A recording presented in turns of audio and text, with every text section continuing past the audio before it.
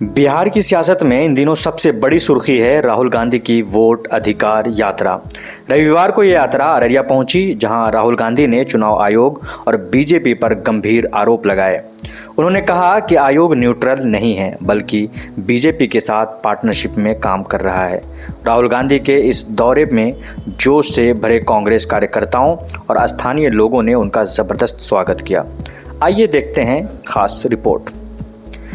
अररिया की 0 माइल सदर अस्पताल और चांदनी चौक इलाके में वोटर अधिकार यात्रा जब पहुंची तो वहां का माहौल उत्साह से भर गया। कांग्रेस कार्यकर्ताओं ने पूरे जोश के साथ राहुल गांधी का स्वागत किया।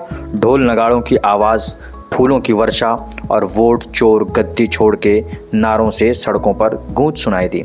राहुल गांधी भी उत्साहित कार्यकर्ताओं से मिलते, हाथ हिलाकर उनका अभिवादन करते नजर आए।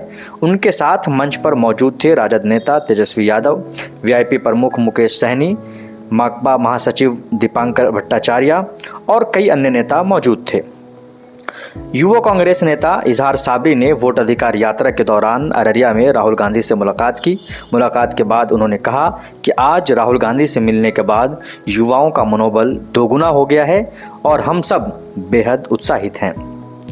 सभा को संबोधित करते हुए राहुल गांधी ने कहा कि बिहार के करोड़ों लोग मानते हैं कि चुनाव आयोग ने वोट चोरी की है।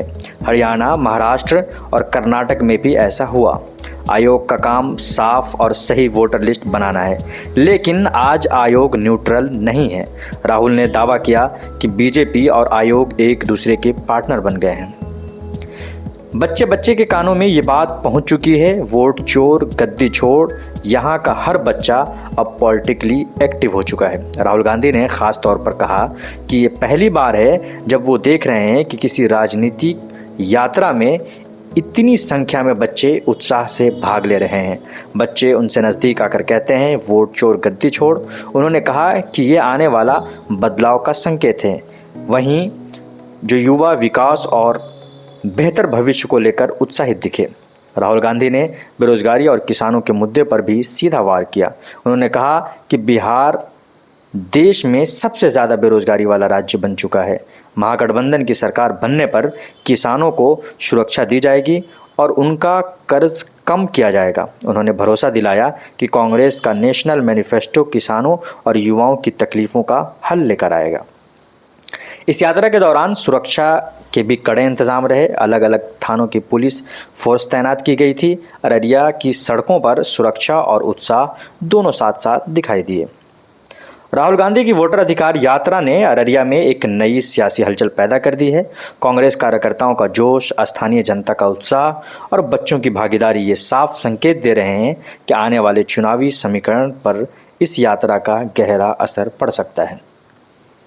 बिहार प्रदेश कांग्रेस सेवा दल पटना के प्रदेश महासचिव आबिद हुसैन अंसारी यात्रा के बारे में बताते हुए कहते हैं कि मैं 35 साल से ज़्यादा कांग्रेस पार्टी से जुड़ा हुआ हूं और मैंने पहली बार इतना बड़ा हुजूम देखा है और लोगों में उत्साह देखा है। उन्होंने बताया कि ये यात्रा संविधान को बचाने की लड़ाई है।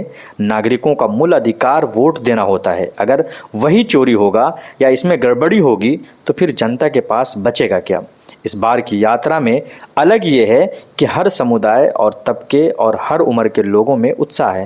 राहुल गांधी जी के इस यात्रा से बिहार ही नहीं बल्कि पूरे देश को ये संदेश जा रहा है कि सत्ता में बैठा बीजेपी किस प्रकार चुनाव आयोग के साथ मिलकर देश के लोकतंत्र को नुकसान पहुंचा रहा है और ये सीधे संविधान के साथ खिलवाड़ हो रहा है।